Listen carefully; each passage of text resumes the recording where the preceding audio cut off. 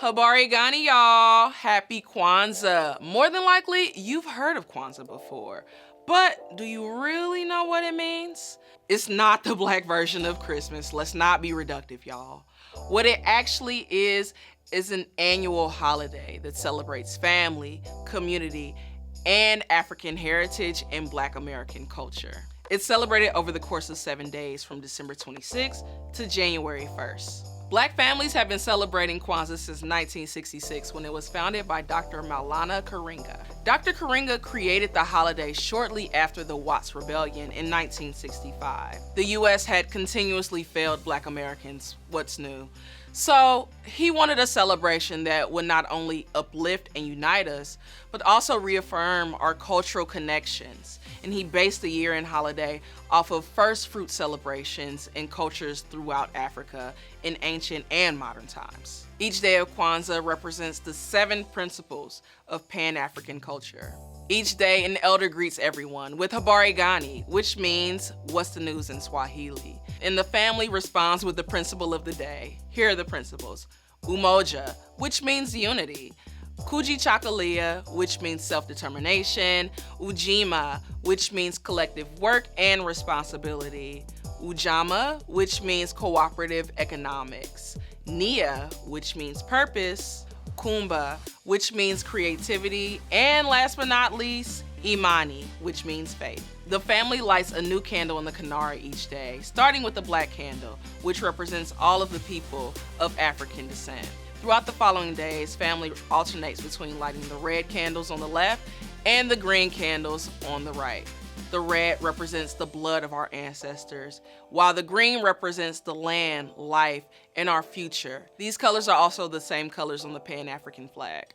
The Kinara represents our roots, and it is placed on a mat which is symbolic of our foundation and the traditions that we build on. The elder member of the family fills the unity cup, which emphasizes that all is possible when we come together in unity. They drink out of it and pass the cup around for other family members to drink. And after they drink from the cup, celebrants chant Harambe 7 times, which is Swahili for let's pull together. The holiday also uses other symbols like crops to represent the rewards of a productive and collective work, and ears of corn to represent the growth of our children.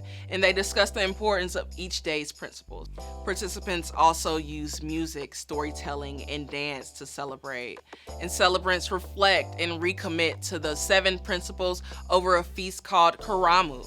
Some have this feast on the final day, and others have it on December 31st. Some also may have more than one Karamu during the course of Kwanzaa.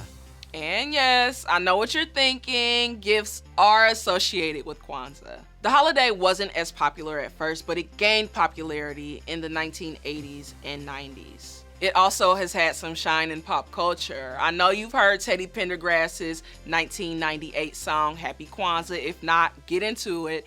Join the party, it's a celebration.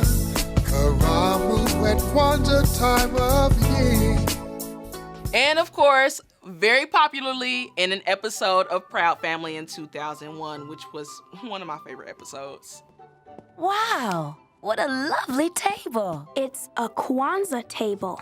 Right, of course. I've always wanted to celebrate Kwanzaa. Kwanzaa, unfortunately, isn't as celebrated, or we don't see it as celebrated as we did in the 80s and 90s. I think a big reason is we unfortunately don't have much education in schools and just in mainstream around the importance of Kwanzaa. It's so important that we recognize Kwanzaa and understand the importance of not only how it was celebrated, but also how we can continue to celebrate and how the holiday will continue to evolve as future generations carry on. And how do we pass it on to future generations? And how do we make sure that the meaning behind Kwanzaa isn't lost? It's about family, it's about community, it's about uniting, it's about reaffirming our roots and connecting the past to the future, which is so important in any kind of progress, especially the progress of a marginalized or oppressed people. Let's be honest, we all we got. We are absolutely all we got. And Kwanzaa is just an important pillar that I hope that we don't lose. I would love to hear how y'all are spending Kwanzaa. Are you going to be traveling? Are you going to be celebrating it for the first time? Is this the umpteenth time that you and your family have celebrated? I really want to hear from you about why Kwanzaa may be important to you and what you may hope to do this Kwanzaa season. Hopefully we can see more of a rise in Kwanzaa celebrations throughout the diaspora.